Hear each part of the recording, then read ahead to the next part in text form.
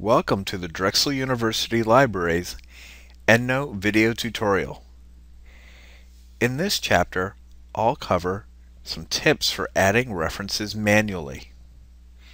There will be some situations where you have a book in hand, or perhaps you're looking at a website and you want to get that information in EndNote.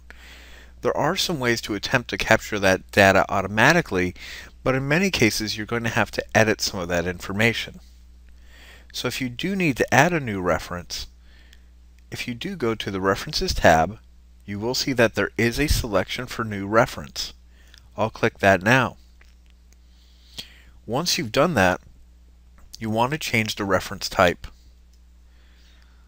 You can see journal articles selected at the moment, but there are many different things you could use here, like book chapter, or I would say the most common one I use is web page.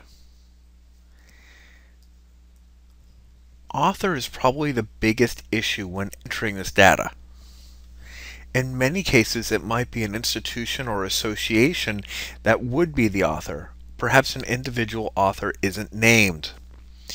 In these cases, what you'll want to do is add a comma at the very end of the name of the association. For example, something like this.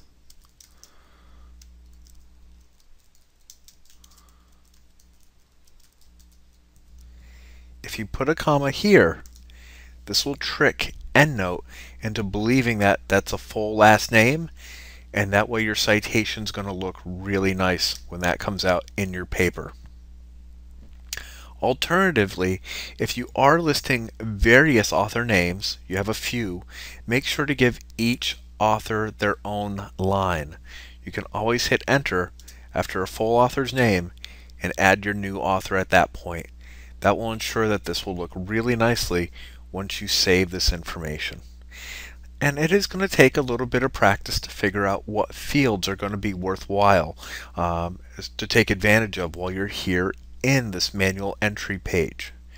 So definitely take a look at the output. You can always go back and forth. And one of the other things that's possible is you can edit any of the output styles that are listed here. So I'm currently using APA 6th, but you can edit this style, and this does take a bit of practice to get comfortable with, but in many cases you'll be going into the bibliography, going into the template, and here's where you can make changes to all the various styles that are here. Of course, if you need assistance with this, this is a great time to contact the libraries. It's something that we're quite familiar with. This concludes this chapter. Thank you.